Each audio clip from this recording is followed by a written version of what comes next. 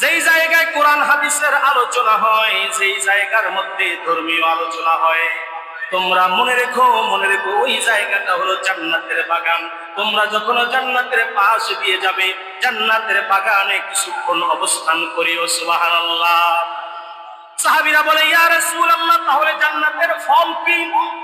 বাগান থাকলে ফল আছে না নাই? আপনি যদি বলেন যে হুজুর এটা আমার লেচুর বাগান, আমের বাগান, তাহলে তো আমি লেচুর সিজনে গিয়ে বলবো, ভাই আপনার লেচুর বাগানে লেচু কই? ঠিক না? সাহাবীরা প্রশ্ন করে, ইয়া রাসূলুল্লাহ, ধর্মীয় আলোচনার জায়গা যদি জান্নাতের বাগান হয়ে যায়, তাহলে জান্নাতটা কোথায়, ফল কোথায়? আল্লাহর হাবিব বলেন, এই জান্নাতের বাগানের মধ্যে যেই ধর্মীয় আমলগুলো দেওয়া হবে, ধর্মীয় কাজগুলো দেওয়া হবে, এই কাজগুলো হলো ফল। এই কাজগুলো সঠিকভাবে যখন তোমরা ব্যবহার করবে, তোমাদেরকে আল্লাহ পরকালে দিবে ফলাফল। সুবহানাল্লাহ। আপনি নামাজের ওয়াজ শুনছেন, নামাজ ধরেন। রোজার ওয়াজ শুনছেন, রোজা ধরেন। মা বাবার খেজমতের ওয়াজ শুনছেন, খেজমত করেন। হালাল হারামের ওয়াজ শুনছেন, হালাল হারাম যাচাই বাছাই করে চলেন। এইটা হলো ফল। আর এই ফলাফল আমাদেরকে দান করবে পরকালে কে? আল্লাহ। দুনিয়ার মধ্যে জান্নাতের বাগান আপনি আমি বিশ্বাস করতে চাই না, আজকে বাস্তব প্রমাণ দিয়ে যাই, দুনিয়ার মধ্যে এখনো একটা জান্নাত আছে, যে জান্নাতের নাম হলো রিয়াজুল জান্নাত। আছে না নাই? আছে না নাই? রিয়াজুল জান্নাত। আর রিয়াজুল জান্নাতের পাশেই হলো জান্নাতুল বাকি, যে জান্নাতুল বাকিতে মা ফাতেমাতুজ জোহরা, ইমাম হাসান, হযরত ওসমান গনি সহ অসংখ্য হাজার হাজার সাহাবীরা শায়িত।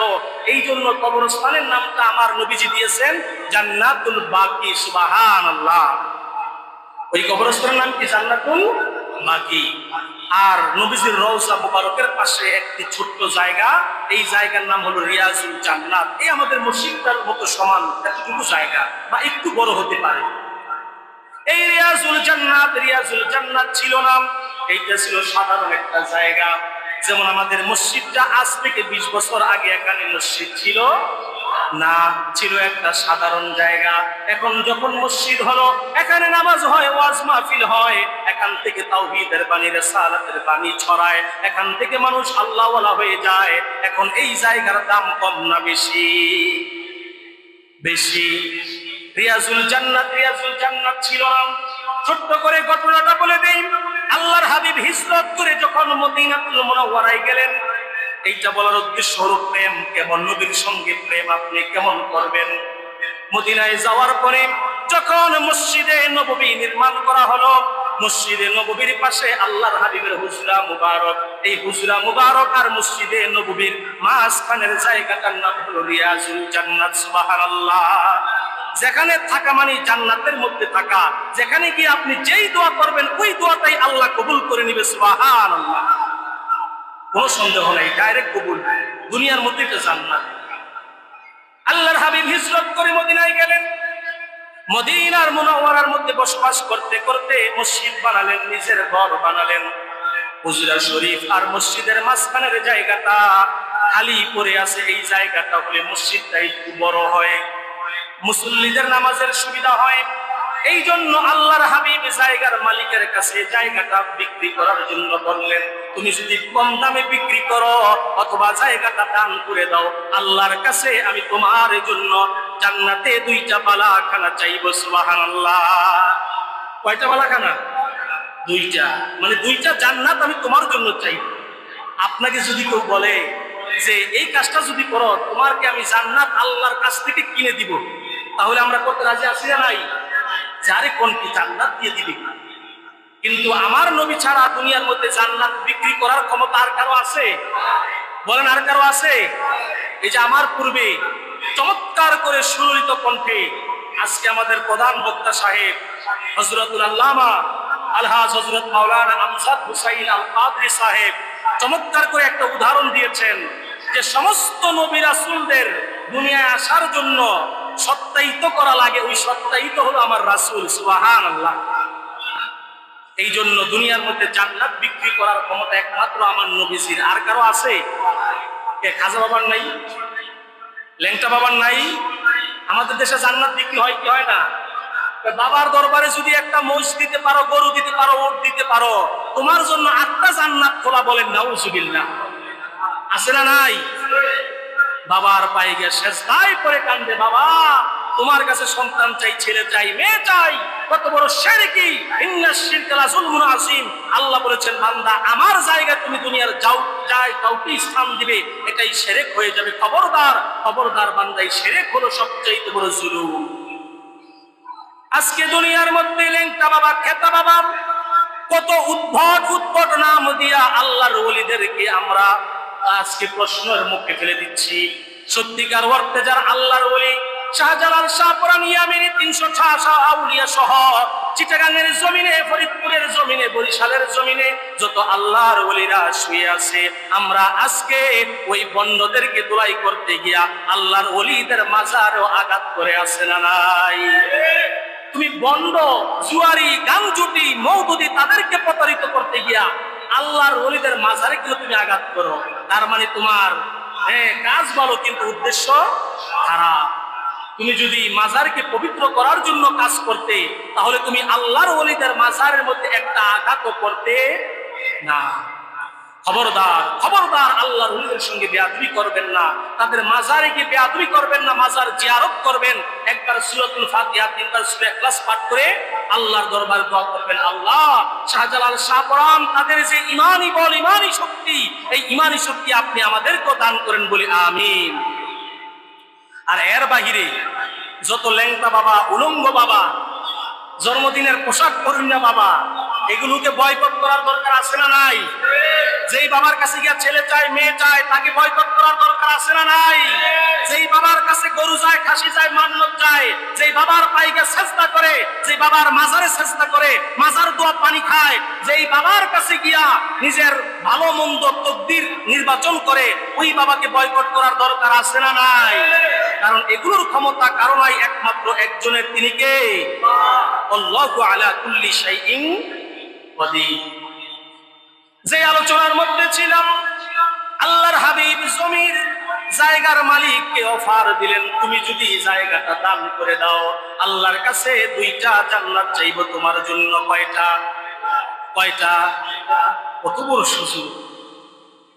জায়গার মালিক বলে, না না, জায়গাটা আমি বিক্রি করতে পারবো না, কারণ জায়গাটা বিক্রি করতে গেলে আমার সমস্যা, এইটা আমার অনেক শখের জায়গা, এইটা আমার অনেক দামি জায়গা, জায়গাটা আমি বিক্রি করব না।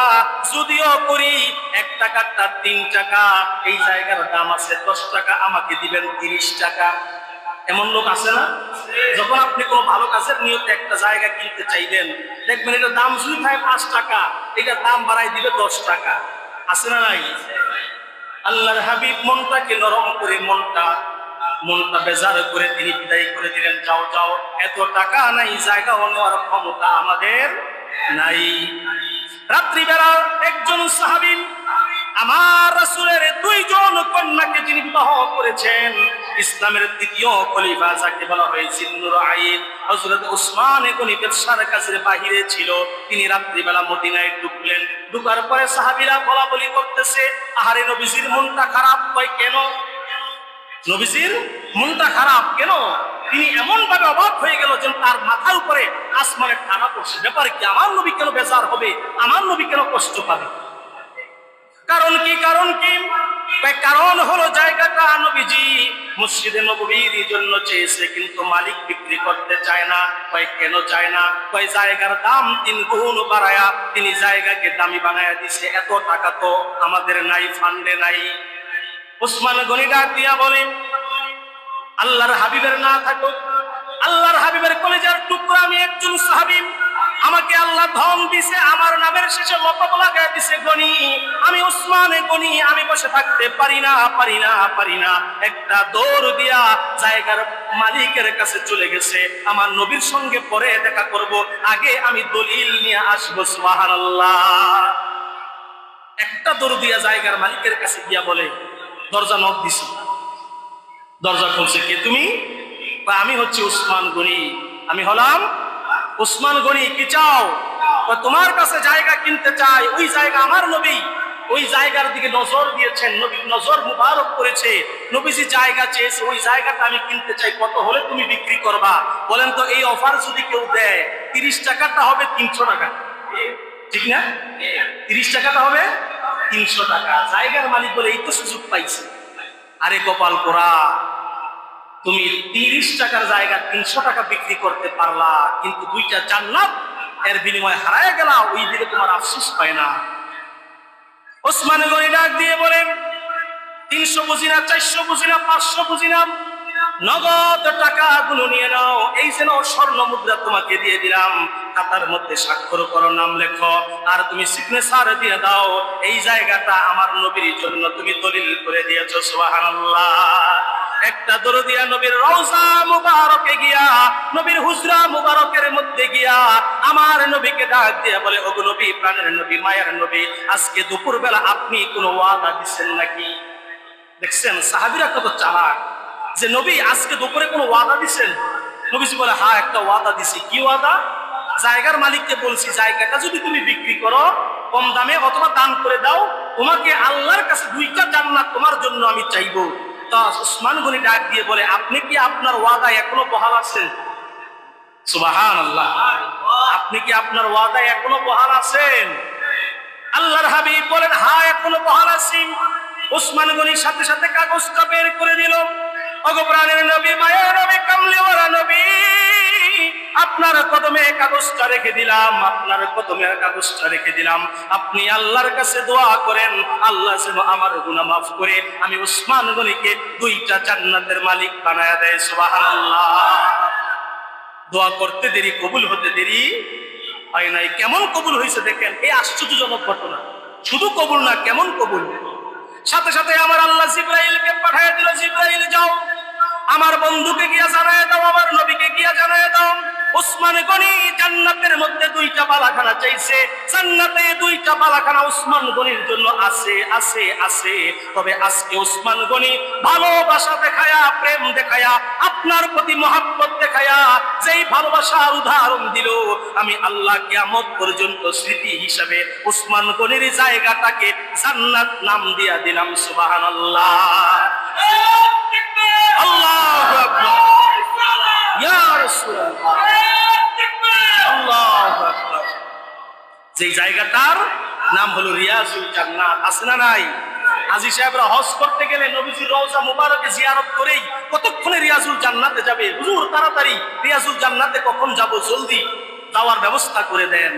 পাগল হয়ে যায়, কারণ এইটা হলো একটা জান্নাত। আল্লাহর জান্নাতের মধ্যে এইটা একটা জান্নাত। অতএব ওসমান গনি রাদিয়াল্লাহু তাআলা আনহু কেমন ভালোবাসা দেখাইলো, কেমন প্রেম দেখাইলো, ওই প্রেম কি আমরা রাসূলের সামনে দেখাইতে পারি না? বলেন পারি কি পারি না? যদি ওই প্রেম দেখাতে পারি, যদি ওই ভালোবাসা দেখাতে পারি, ওই মহব্বত নিয়ে নবীজির শানে দুরূদ করে নবীজিকে ডাকতে পারি, তাহলে উম্মতের ডাকে নবীজি সাড়া দিবে কি দিবে না? দিবে কি দিবে না? অতএব নবীজিকে প্রাণ ভরে মন থেকে ভালোবেসে দুরূদ পাঠ করে করে ডাকতে হবে। ওগো নবী, দুনিয়ার জীবিত অবস্থায় আপনার দিদার চাই, অন্তত পক্ষে মৃত্যুর সময় যেন আপনার দিদার নসিব হয়ে কালিমা পড়তে পড়তে যেন দুনিয়া থেকে বিদায় হয়ে যায়, বলে আমিন।